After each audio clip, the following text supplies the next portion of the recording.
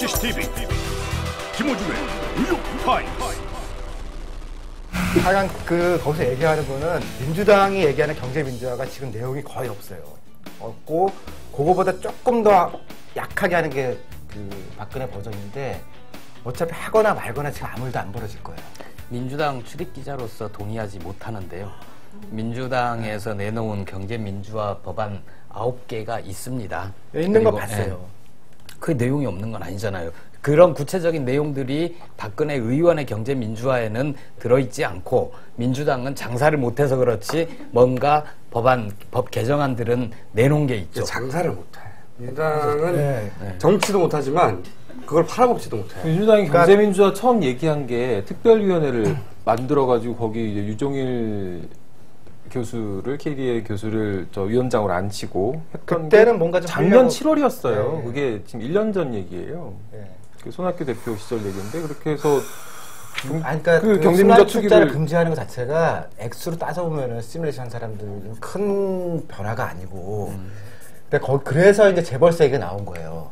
재벌세 정도를 하면은 액수는 작아 보이지만 요거는 1년 내에 변화가 오기 때문에 실제로 재벌도 좀 바꿀 거다. 순환 출자를 하냐 마냐라는 거는 내용상으로는 하거나 말거나라 이거죠. 그런데 재벌세 정도 하면은 이제 그거는 단기간에 효과 조금 있으니까 쟤네들이 이제 지배구조를 바꾸는 척 할 거다. 근데 그 정도의 재벌세도 모 의원님께서 민주당 내에서 그냥 편하게 하세요. 지가 뭐 이렇게 편하게 하세요. 그리고 우리가 경찰 신고할게요. 아니 모욕죄로 친한 사람이니까. 지가 하라고 하긴 그렇고 모 의원께서 등등 해서 반대해서 그 중에 완화된 것도 사실 지금 안 한다고 한 거니까 민주당에서 한다는 그 경제 민주화라는 기본적으로 별거 없고요. 거기다 조금 더 약화시킨 게 박근혜 거니까 사실 제 입장으로 보면 하거나 말거나인데 김어준 총수 말대로 장사는 잘해요 박근혜가. 그러니까 경제 민주화라는 말을 붙이는 것 자체가 일단 현재로서는 붙이거나 말거나라는 거고요. 이런 식이에요. 김정은이 이제 봤을 때는 그때가 87년이었잖아요. 87년은 한국은 재벌이었고, 그러니까 전문 용어로 하면은 일국 기업인 거예요. 그러니까 우리나라를 중심으로 움직이는 기업이니까 그거를 중심으로 해서 어떻게 하면 힘을 완화시킬 건가를 생각했던 사람들인데 지금 2010년이잖아요. 그러니까 그때 재벌들이 전부 다국적 기업이 돼 있거든요. 그렇죠. 그러니까 다국적 기업이 돼 있는 현대나 삼성에 대해서 어떻게 할 거냐에 대한 논의는 김정인 거에 지금 빠져 있어요. 빠져 있는 거고 그만큼 더 지금 민주당 못 가 있거든요. 그 사이에 공부 안 하셨어요? 무소푼 얘기는 있습니까? 난 FTA 얘기를 하니까. 자 그러면은 박근혜 쪽에서 연락 좀 주세요. 아니 근데 다국적 기업인 그러니까 지금 박근혜 쪽이 한다는 거랑 민주당이 한다는 걸 다 합쳐서 해도 다국적 기업이 되는 이 사람들한테는 크게 위협이 안 되는 상황이거든요. 그런데 그 장하진 선생이 하시는 얘기는 그걸 하기로 된 거를 하지 말고 그 대신 재벌들의 돈을 받아서 복지에 쓰자라는 거거든요. 논리적으로는 그거 해볼 수 있는 말인데 그러니까 순환 출자라든가 이게 사실은 노무현 정부 그리고 김대중 정부 내내 재벌 개혁의 키워드처럼 사용됐는데 지금은 이 단어 가지고는 큰 의미가 없고 그거 자체가 큰 의미가 안 된다. 이미 다국적화됐기 때문에 이제는 차라리 돈을 직접 재벌로부터 걷어가지고 그거를 복지에 쓰는 게 훨씬 직접적이고 낫다. 아까 뭔가 이제 경제 민주화를 위해서라는 이름으로 위협을 가할 것을 안 하는 대신에 삥 뜯자는 거예요. 그 대신에 이제 너네가 진짜 돈을 내라는데 경제민주화가 아닌 재벌세. 그러니까 복지세든 이름은 뭐든 간에. 그러니까 우리가 너한테 뭘 족쇄를 채우려고 했는데 이거 안 채우는 대신에 돈을 좀 내라. 라는 게 장하준 선생이 얘기하는 사회적 다음에. 그럼 이제 그건 경제민주화 개념에는 안 들어가네요, 그러면? 경제민주화가 아니죠. 근데 경제민주화를 하는 방식 중에 이걸 걸어서 돈을 뜯어내는, 그러니까 벌금으로 받는 방식도 있고. 세목을 신설하는 건가요? 기존에 있는 세금의 세율을 늘린다거나 이런 방식으로 하는 건가요? 재벌세 같으면은 세목을 새로 만드는 거고. 징벌적인데? 근데 문제는 걔네들이 우리가 재벌에게 무슨 죄냐고 그럴 것 같은데? 그러니까 뭔가? 지금은 경제민주화 지금 마음엔 들어요. 본당에 있는 거는 그러니까 뭔가 이제 규제를 주고 돈을 뜯어내자는 거고 내거나 아니면 니들이 다른 식으로 해라 장사를.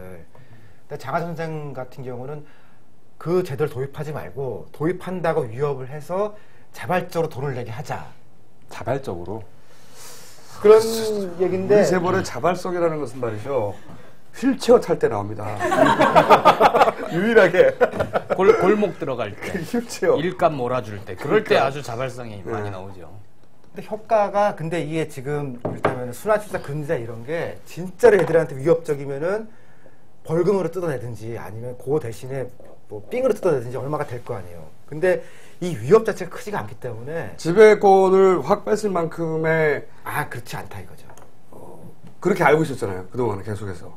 순환 출자의 고려를 끊으면, 예를 들어 삼성 같은 경우에는 그래서 이제 회사 큰 덩어리에 2개 그룹으로 나눠지면, 전체 그룹을 다 지배할 수 없는 순환 출자의 고려가 끊어져서 뭐, 이런 논지로 계속해서. 그런 거죠. 예전부터 돌았었잖아요. 지분의 1%도 안 되는 네. 걸 가지고 여러 개, 수십 개의 계속 계열사를 돌려서 지배하는. 출자하고 있으니.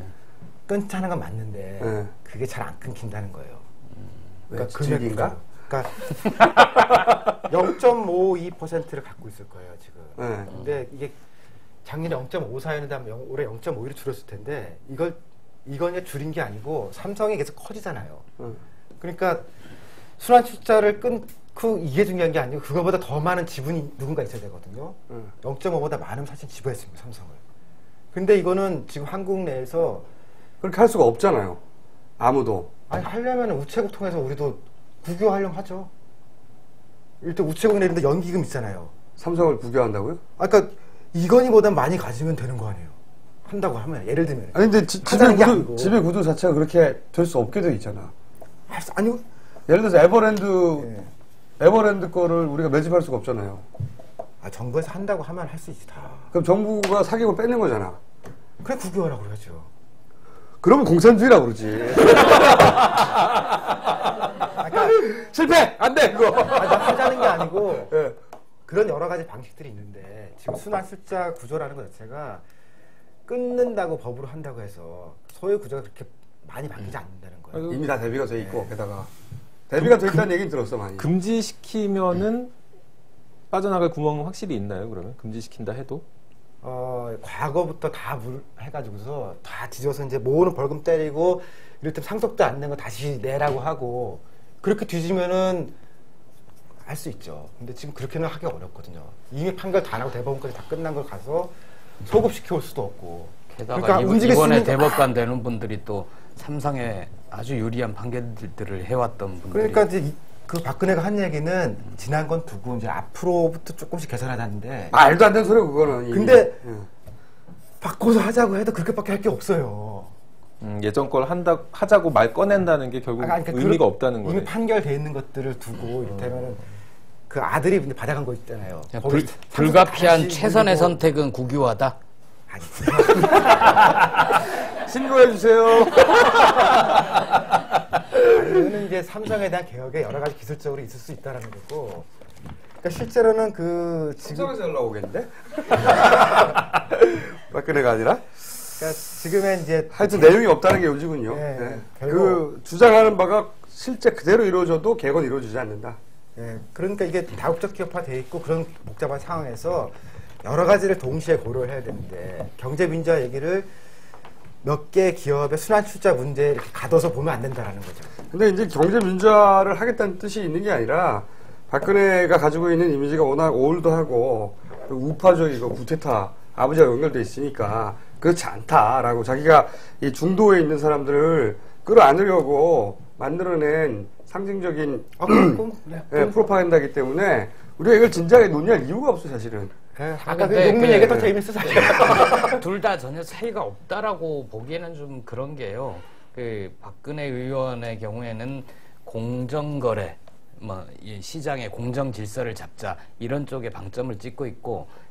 김정은이 보다가 논쟁하자 밀리잖아요. 네. 그럼 그 밖에 좀 더 올 수 있어요. 근데 민주당 쪽은 내용상으로 현실적으로 어떨지 모르겠지만 그 내용상으로 법 개정안은 경제력 집중을 어떻게 완화할 것인가 여기에 대한 그래서 현재 거기서 낼 수 지배구조를 있던 어떻게 개혁할 최고의 것인가. 대안이 재벌세였는데 거기서도 밀렸기 때문에 다르다는 거는 진짜 밖에서 하는 얘기고 내용상으로는 총선 전에 비해서 많이 후퇴한 상태예요 민주당이. 그러니까 평가할 게 없다니까 사실. 경제민주화가 이제 뭐 많이 논의가 됐지만 논의 많이 안 됐어요. 그러니까 거론이 많이 됐지만 아까 경제민주화라는 단어가 많이 얘기했지. 단어가 많이 맞아요. 얘기했죠. 논의된 바는 없어요 지금까지. 근데 민주당에서는 그럼 그동안 한 1년 동안 만들어 놓고 뭐 했나요? 그거를 그러니까 당원 당규에 넣었죠. 경제민주화라는 단어를 넣고 그리고는 이제 아니 헌법에도 있는 걸 당원에 이제 넣어요? 아니 그건 이제 좀 이렇게 왜 여기다 따지고 그래? 민주당 힘든 분인데. 자기가 민주당 출입기자니까. 같이 씹으실 건가 바뀌었어요 해서. 새누리당으로. 새누리당 바뀌었어. 같이 씹으실 건가 해서. 바뀌었네. 지금 성향이 바뀌었어. 새누리당 가더니 영입 제안 받은 거 아니야? 그러니까 사람으로 놓고 보면은 지난 총선 과정에서 경제민주화를 주로 논의했던 사람들은 그러니까 그 사람들도 사실은 내용이 쫙 있었던 건 아니거든요. 이제 앞으로 방안을 얘기하자 했는데 얘기하던 사람들 대부분 공천을 못 받았어요. 그리고 경제민주화를 좀 반대하거나 별로 안 좋아했던 사람들이 공천을 받았어요. 누구 말씀이세요? 자, 된 사람들.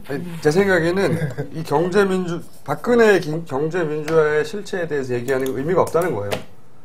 근데 궁금한 건 딱 하나죠. 이제 그럼 김종인이 박근혜가 만약 집권을 했다고 쳤을 때 집권한 다음에도 지금 저 자리에서 까불고 다니게 둘 거냐?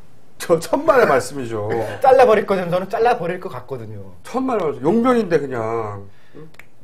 그리고 이분이 이제 김종인 뭐죠 직책이? 위원장. 네. 김종인 위원장이 실제 뭔가를 추진하려고 해도 우군이 있어야 되잖아요. 자기 주변에. 박근혜 인물 중에 우군이 아무도 없는데 뭘 해요. 그냥 용병으로 똑 앉혀놓고 본인 역시 자신의 사회적 용도가 다 끝났구나 생각하는 차에 이렇게 우파든 좌파든 진짜 제처리를 뭐든 간에 자기를 굉장히 중요하게 중용해 주는 것 같으니 본인 역시 신이 날 것이고 그렇게 이해가 맞아 떨어진 거지 이건 그냥 생각 안 해도 됩니다. 경제민주화를 어떻게 할 것인가 박근혜가 이 내용을 이해하지도 못하고 김종인 위원장이 하는 말들을 이해 못한다니까. 김종인 위원장도 80년대식 버전이라서 약간 국제 무슨 다국적 이런 거는 개념이 없는 사람이에요. 그분이 80년대 얘기를 해도 이해하지 못하고 하긴 뭐 지금 목표 후타타타 얘기하고 있으니까 지금. 근데 이제 다국적 그런 개념에서의 경제민주화를 얘기할 만한 분은 누가 있으신가요? 아니 그거는 이제 본인이라는 거 아니야. 지금까지 듣고도 모르네. 오늘 빨간 티도 입고 오시고. 에이 빨갱이.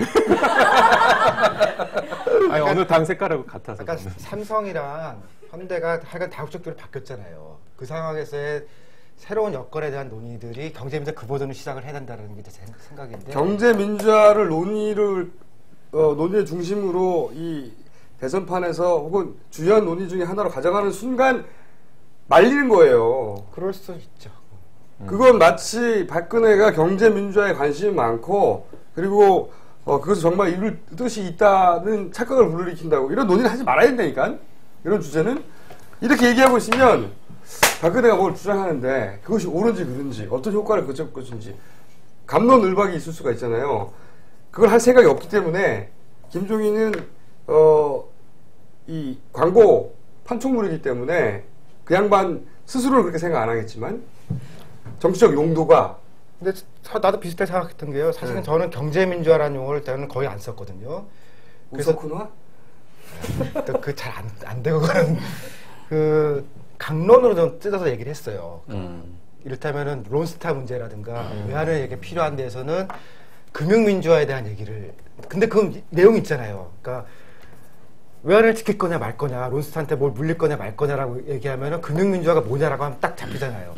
아니면 토건에 관한 얘기들도 무슨 얘기인지 알잖아요. 4대강 반대하거나 이렇게 얘기를 하는 게 사실은 유리하다는 거죠. 지금도. 기본적으로 지금 경제민주화든 금융민주화든 얘기가 되는 거는 어떤 경제 영역에도 국가의 개입이 가능하도록 한다. 금융 부문에서도 국가의 개입이 가능하도록 한다. 이런 내용인 거잖아요.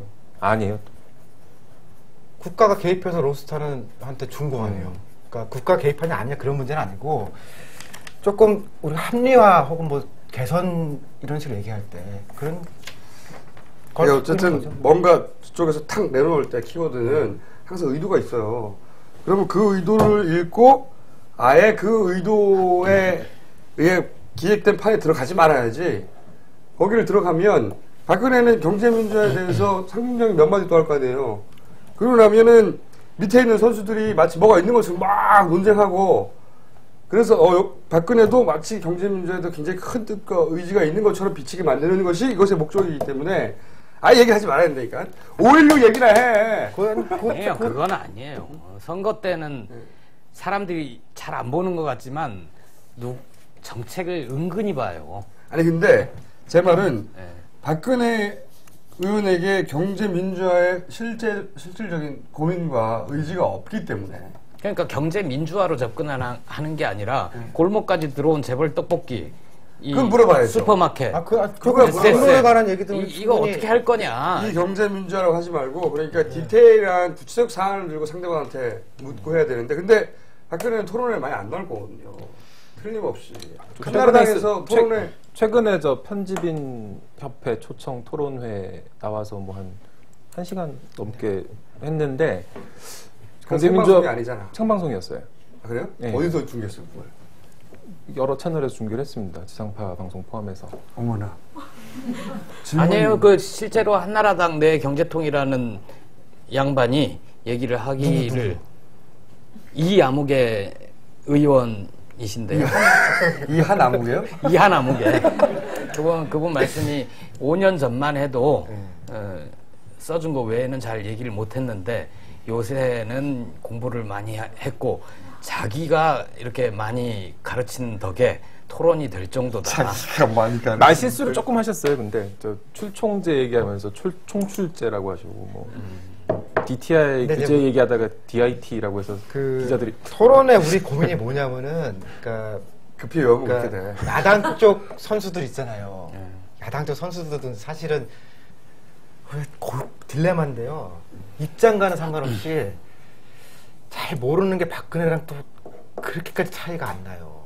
아니, 다 경제 전문가들이 아닌데. 그러니까 이제 말씀하신 것처럼 강론에서 토론을 붙이면 우리 쪽이 확실히 쫙 이기면 좋겠는데 불안불안한 거예요.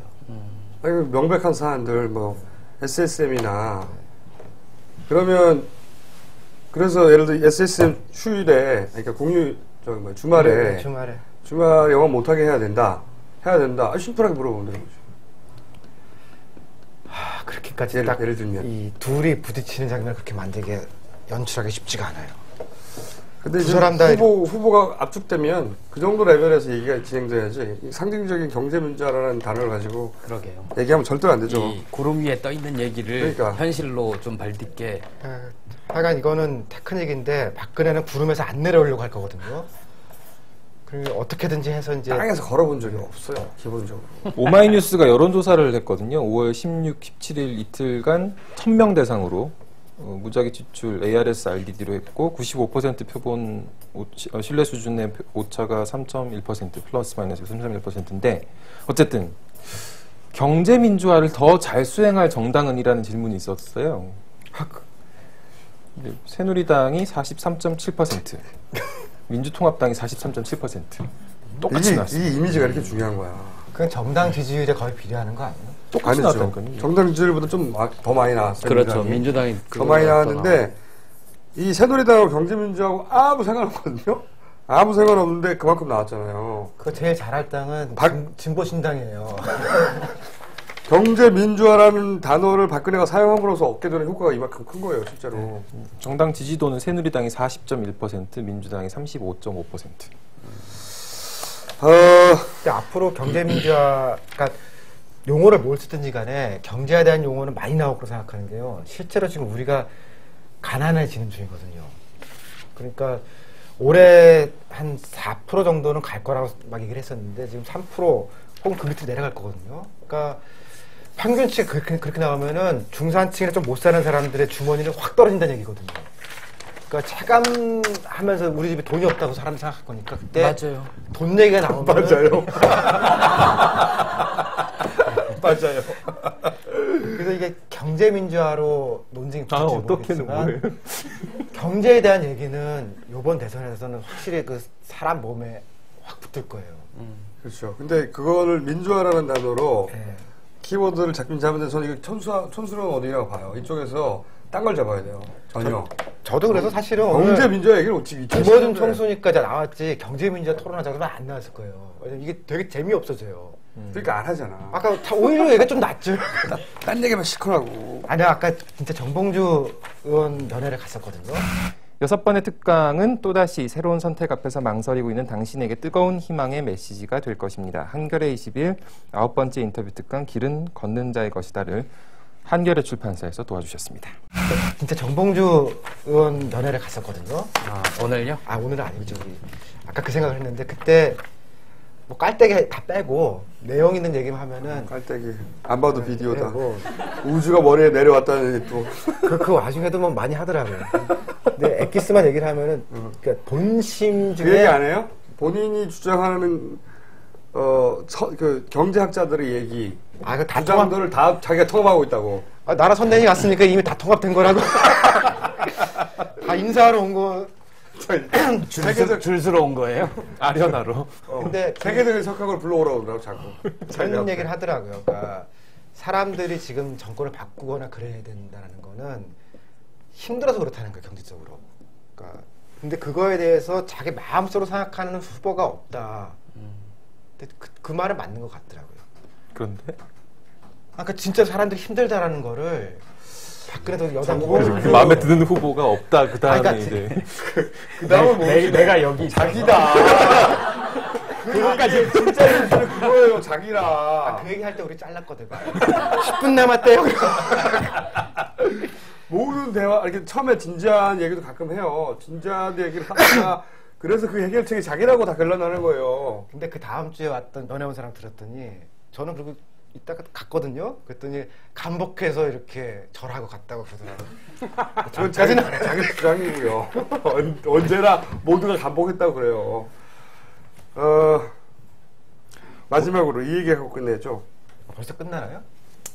지금 벌써 8시에 1시간 반이 넘었어요. 이 얘기를 하고 끝내죠. 책이 저리가 있어. 그러게.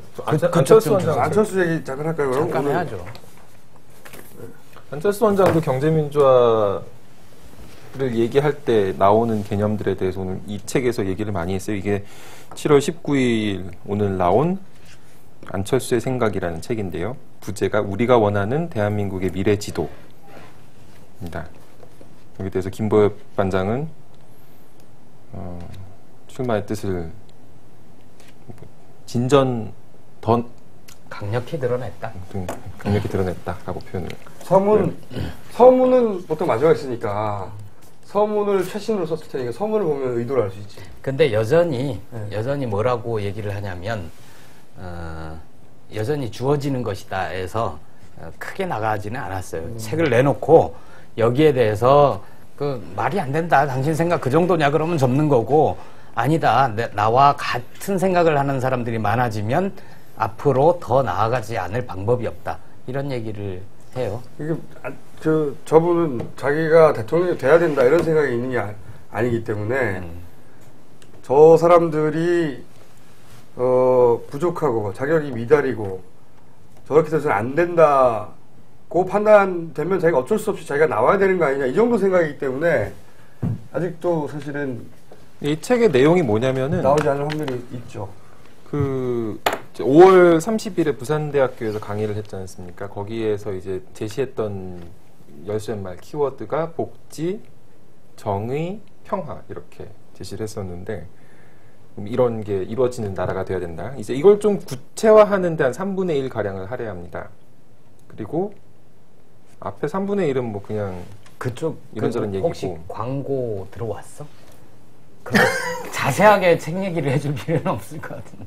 어쨌든 내용에 대해서 어차피 뭐 내일이면 기사를 통해서 많이들 아실 테니까. 그리고 그게 한 앞에 3분의 1은 뭐 요즘 어떻게 지냈냐 뭐 이런 얘기들 많이 나오고 그다음에 뭐 평소 무슨 생각하냐고.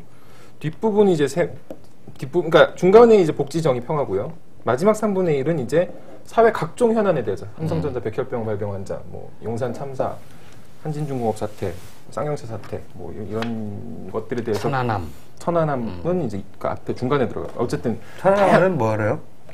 정부의 발표를 기본적으로 믿는다. 하지만 그에 대해서 정부가 발표를 하고 하는 신뢰를 관리하는 과정이 문제가 있었다고 본다. 뭐 저랑은 생각이 다르네요. 한미 FTA, 강정마을 해군기지 뭐 이런 다 나옵니다. 이제 이걸 갖다가 쭉 다 이 책에 다 밝혔으니까 이거를 보시고 지지자들과 유권자들께서 내가 대통령에 나가야 될지 안 될지에 대해서 좀 생각을 해달라. 판단을 내려달라. 이런 겁니다. 이게 지금 개념이. 저도 이제 정책에 대해서만 여러 가지를 확인을 해보려고 했는데요. 다른 거는 확인이 잘 안 됐고 삼성 개혁에 관해서는 안철수 원장의 의지가 굉장히 분명하던데. 네. 그걸 확실하죠.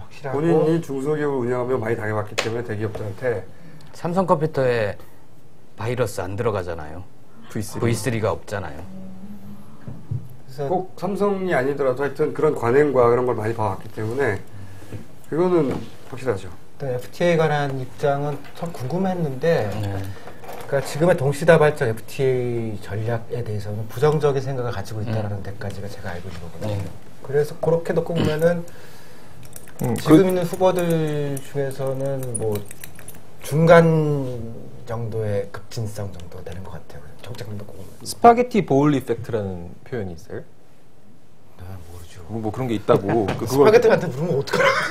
스파게티 그릇 네. 효과라는 거죠. 그러니까 동시다발 FTA를 하면은 국수가락이 얽히듯 협정 내용이 복잡하게 돼서 유지 관리 비용이 더 많이 든다. 뭐 이렇게 안철수 원장이 지적을 별 했죠. 내용이 아닌데 이펙트를 이름이 붙었네. 이름이 붙으니까 볼. 되게 있어 보이죠. 스파게티 볼. 자, 마지막으로 제가 궁금한 건 이겁니다. 제가 이 질문을 하는 이유가 뭐냐면 정동영 의원의 지지선언을 했던 최초로 했고 사실상 유일하게 했던 좌파 경제학자예요. 우석은 박사가. 근데 낼름 불출마를 해요. 이분이 왜 불출마 선언한지는 알겠고 잘했다고 생각해요. 그리고 그게 아마 긴 텀에서 보면 자기 정치 경력에 큰 플러스가 될 거라고 생각하는데 이분이 누구를 대신 지지 선언을 할까요? 아니면 안 할까요? 간단한 얘기부터. 제가 지선을 했는데요. 그건 본인이 해달라고 그랬어요.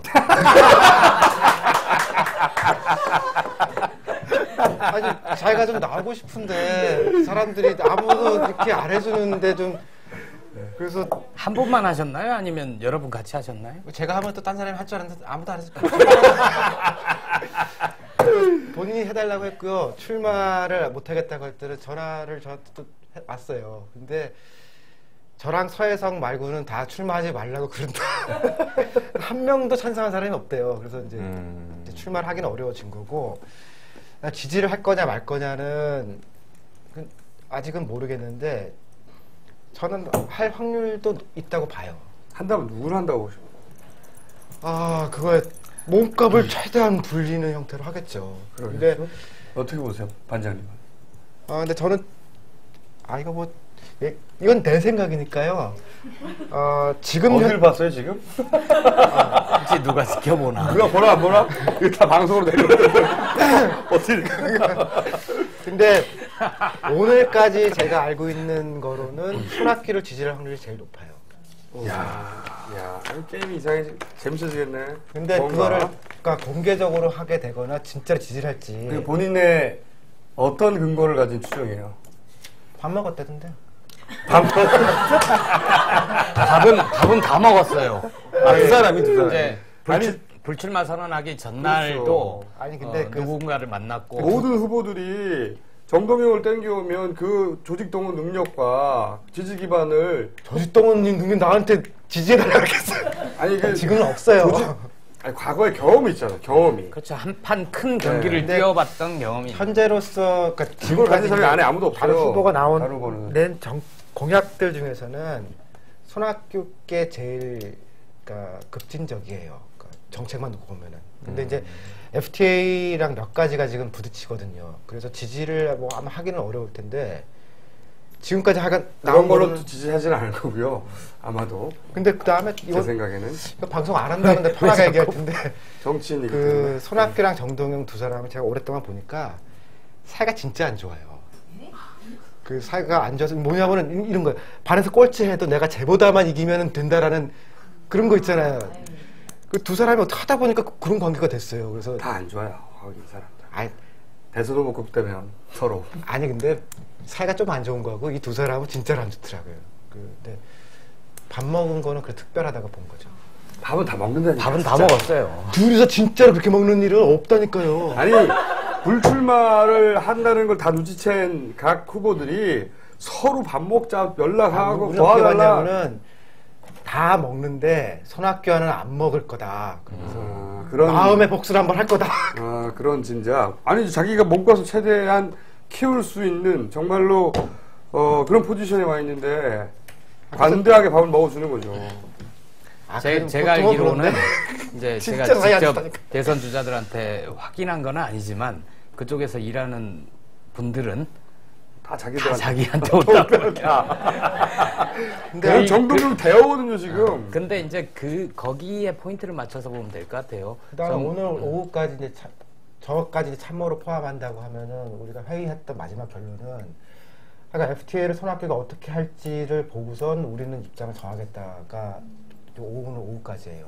그래서 지금 정동영 전 의장이 손학규의 FTA에 대한 태도를 보고 아니 손학규가 FTA를 어떻게 할 건지 네. 보고 정하겠다라는 네 가지가 회의를 하고 왔거든요. 정동영 그 전 의장과 그쪽 사람들과 의장님도 있었어요. 그러니까 생각은 정동영 생각이 아닌지 정동영 의장님은 전 의장은 그러니까 물어보니까 손학규 어떻게 생각해서 그러니까 그거를 밥도 먹었다고 얘기를 했어요. 그러니까 정치인이 못되는 거예요. 정치인은 여러 자문 그룹에게 여러 가지 얘기를 듣고 밥도 여러 번 먹어요. 손학규랑 밥 먹었다고요. 그건 안 중요하다니까. 네, 어쨌든 지금 평가를 해보면은 협동조합법이 커요. 그러니까 다른 비슷비슷한 거와 달리 협동조합 생애별 이런 게 움직인다라는 거는 좀 다른 흐름이니까 그거를 되게 높게 지금 저도 그렇게 보고 있고요. 나머지 공약들은 비슷비슷해요. 그래서 뭐 어다르고 아다른데 그게 크고 그 다음에 이를테면은 노동과 관련되어 있는 공약을 지금 갖고 있는 게 손학규밖에 없어요. 그런 거는 다 갖다 붙여서 만들 테고요. 그래서 그거는 이제 대충 이렇게 하는 얘기인데 FTA 관해서 어떻게 할 거냐가 이제 비슷비슷하니까 그걸로 결정 날 것 같진 않아요. 저는 정동영 의장의 정치적 굉장히 중요한 정치적 결정인데 정책 어떻게 이번 대선 그죠? 모른다 이거죠. 이번 대선판에 영향을 크게 미칠 수 있거든요. 실제. 근데 정동영이 누구 손을 이렇게 들어주냐에 생각해보세요. 따라서. 근데 그거를 협동조합법 공약보고 결정한다고요? 결선에 만약 두 명이 나간다고 치면은 그 공약이 있는 쪽이 가는 게 유리할 거 아니에요. 근데 그게 지금 손학규가 이제 공약을 좀 강화한다고 하기 때문에 그래서 두 사람이 이제 고민을 하는 거거든요. 그거는 이제 우 박사님과 얘기할 것은 그런 내용밖에 없기 때문에 정무적인 건 다 빠지고 정부적인 건 빠지고 정책의 디테일 이것이 과연 옳은 정책인가 박사님의 전문 식견을 들려주십시오. 얘기를 들으신 거고. 어째 오늘 좀 점잖게 가더라고. 마지막에 그냥. 정부적 판단은 딴 사람하고 따로 했을 거야 아마. 아니 하고 있을 거야 아마. 하겠죠. 당연한 거 아니야 그거를. 자, 근데 오늘 오후까지는 손학규 걸 그래서 여러 가지 형태로 분석을 하고 있었다 이거죠. 그럼 너는 모른다고 그랬는데 손학규가 제일 가능성이 높아. 밥을 먹었기 때문에. 아니 이랬을 거예요. 우리가 상상했을 때는 차를 마셨다고 얘기를 했을 거예요. 근데 밥을 먹었다. 네, 밥을 둘이 먹었다고. 그래서 딴 사람 그 둘이 얘기할 때는 매우 특별하거든요. 정무적인 얘기를 안 하시는데 박사님은 그 워딩에서 정무적인 판단을 하고 계시는군요 지금. 그러니까 아니 이를테면은 차를 먹었다고 했는데 밥을 먹었을 거야. 그러므로 글로 가는 거야. 일단 이런 놀라운. 김호준이랑 저랑 술을 먹고 밤을 샜다. 그러면은 한 번도 안 벌어진 일을 한 거예요, 둘이. 아니 지금은 한 번도 안 벌어진 상황에 왔죠. 본인은 누군가를 지지할 건지 선택해야 되는 상황이고 나머지는 후보들이고. 그러니까 이제 만나서. 근데 대외적으로 한 거는 지지하거나 결정하지는 않겠다요. 통합부가 생길 때. 박사님이 손학규 후보 정책 공약이 제일 나은 것 같다라고 하신 거죠? 그냥? 아니요. 그쪽은 그렇게 생각하는데 네 의견은 어떠냐 그래서 나도 보니까 그렇다라고 얘기를 한 거죠. 그렇다고 한 거네요. 그거는 이제 보좌진들이 좋다는 얘기, 경제 쪽 보좌진들이 좋다는 얘기 그 이상의 의미는 없다고 보는데 근데 거기 출입하시는 분으로서는 어떻게 판단하십니까? 가장 결정적인 순간에 선택을 하겠죠. 그렇죠. 힘을 극대화시킬 수 있는 상황이 올 때까지는 후보가 결정된 다음에 나오면 아무 의미가 없잖아요. 지지 표명을 하지 않을 거예요. 후보가 결정된 다음에 한다는 건 진짜 정치적으로 바보 같은 짓이고. 하긴 대외적으로 그렇게 말을 해놨어요. 네, 그리고 그동안 얘기를 한 게 있잖아요. 저희 한겨레와 인터뷰할 때도 경선이라는 게 인물 경쟁력도 있지만 노선과 가치의 경쟁이 있는 거다. 그런 점에서 이제 고민하고 있다라고 얘기를 했었거든요. 근데 이제 그 경쟁 대열에서는 빠졌으니까 주장해왔던 노선과 가치의 경쟁에서 내가 누구를 지지할 것인가를 고민을 할 것이고, 시점으로는 그 효과가 가장 극대화되는 순간에 지지를 경선 레이스를 하다가 변곡점이 뭔가 생긴다. 만약에 누가 일방적으로 쭉 1등 계속 달린다. 별 의미가 없죠. 그럼 안 할 것 같고, 그 변곡점이 생겨서 이렇게 뭐 출렁인다든가 누군가 치고 올라온다든가. 하여간 지금 상황 변화가 생긴 거는 결선 투표가 도입이 됐잖아요. 그거 참. 그러니까 2명 중에 1명이 누가 될 거냐에 1명을 사실은 좀 선택할 수 있는 뭐가 좀 생긴 거거든요. 근데 이게 저는 문재인을 특히 이제 김두관 후보의 요청에서 처음 비롯된 거죠, 이게. 결선 투표는 김두관, 손학규, 나중에는 정세균 같이 다 나중에는 다 동의했지만 최초의 아이디어가 김두관 쪽에서 나온 거 아니에요? 그렇게 알고 있어요. 김두관, 손학규 양쪽 다 해서 나왔어요. 근데 저는 이게 이제 후보가 되고 싶은 욕심과 이미 이제 레이스를 시작한 이상 반드시 자기한테 유리한 룰을 따내고 싶은 욕심은 알겠는데, 결선 투표라는 게 이때까지 한 달 내내 전국을 돌면서 한 것하고 무관하게 또 한 번 투표를 하자는 거잖아요. 또 한 번. 그것도 모바일로 하자는 거죠. 그러면 사람들이 모바일로 100만 명이 참여, 200만이 참여했어요. 결론이 나야 되잖아. 또 하자는 거야, 이거를. 그거를 모으는 게 쉬운 일이 아니거든요, 절대로. 선거에 참여를 했던 사람들만을 대상으로 그렇다 해요. 하더라도 그렇다 하더라도 내가 꼭 보고 싶은 텔레비 프로그램을 오늘 밤에 보는 것도 쉽게 안 되는 거예요, 원래. 근데 결선 투표에 전제 조건이 있잖아요. 어느 한 후보가 과반이 안될 50% 경우. 이상을 득표를 하면 결선 투표는 근데 하지 누구 한 않죠. 사람이 과반이 되기 쉽지 않거든요. 여론조사만 하면 모르겠는데, 그래서 저는 이게 자기 살을 깎아먹는 부분이 있다는 거죠. 그럴 수 있어요. 그리고 만약에 이렇게 됐다고 쳐봐요. 결선 투표 이제 붙었는데 한 사람이 40이고 한 사람이 뭐 15야. 근데 15가 2등이야. 붙었는데 이게 뒤집어졌어. 그것을 받아들일 수 있냐 이거지. 거꾸로도 마찬가지고. 그리고 그만한 동력이 생기겠느냐. 이거는 자기들이 되고 싶은 자기가 되는 유일한 방법이거든요. 현재 기준으로 보자면. 2등들이 할 수 있는 방법이. 그렇죠. 2등들이 모아서 표를 너한테 준다든가. 근데 그 밑으로 2등 아래로가 모아서 그럼 2등에게 몰아줍시다. 아까 가정한 40, 15 뭐 이렇게 됐을 때 15 아래의 후보들이 자 15에게 이렇게는 안 돼요. 근데 저게 있잖아요. 막 모바일로만 하면은 그런 게 없어. 그렇게 될 리가 없죠. 결선 투표는 모바일만 해요. 오로지 모바일로만 해. 네. 현장 투표를 할 수가 없어요. 결선 투표는. 전국이니까. 네. 왜 이렇게 불안해하세요, 근데? 저는 이게 걱정이고요. 민주당에서 그게 뭐 꼭 문제이 된다 안 된다 그런 문제가 아니고, 민주당에서 내는 후보가 아무런 불협화음 없이 잘 만들어줘야 안철수하고도 또 이게 또 잘 돼야, 그래야 박근혜한테 이기거든요.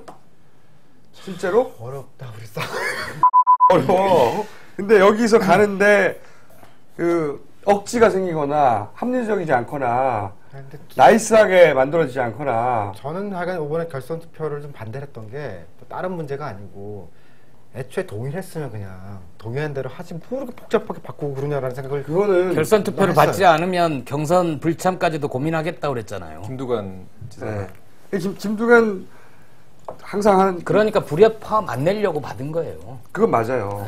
근데 그러니까 그 처음부터 그러지 말고 그냥 시작할 때 동의하는 그 정도로 하면 좋지 않겠냐라는 게 저는 생각이었어요. 선거로에 뛰어들면 자기가 이기는 방법밖에 생각 안 해요. 원래 정치인들은. 아니 매번 그렇게 룰을 바꾸게 되면은 사실 그건 언제나 문제가 생기거든요.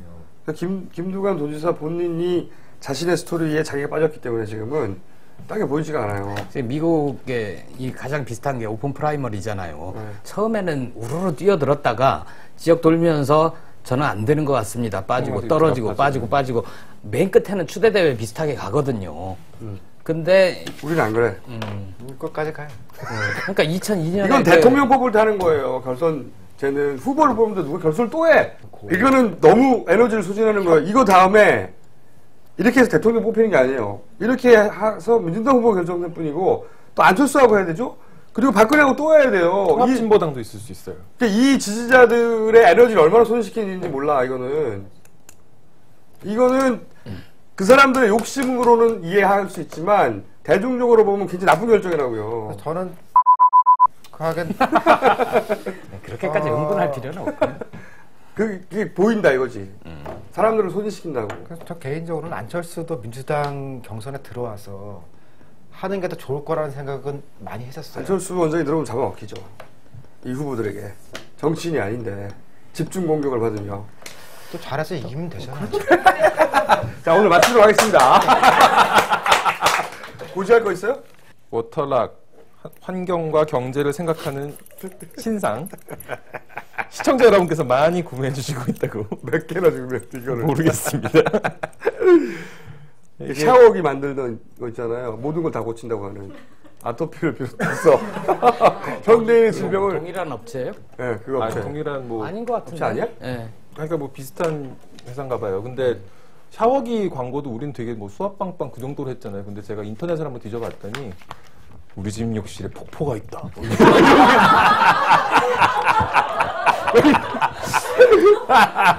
우린 점잖게 한 거야. 그건 그 과정도 아니야. 거의 처음에 그 광고 문구를 보면요. 못 고치는 병이 없어요. 안전병이죠, 일어서고. 수학기를 달면 모든 질병이 다 나. 아토피부터 시작해가지고. 근데 샤워기 괜찮아요, 정말. 아니, 눈도 좋아지네, 그거 쓰면. 아, 정말. 아, 이거 계속 광고하겠네. 어쨌든. 지난번에 말씀드렸다시피 이렇게 꽂아놓고 건드리면 물이 나오고 놔두면 물이 또 안 나옵니다. 그리고 물을 계속 나게 하려면 이렇게 누르면 되고요.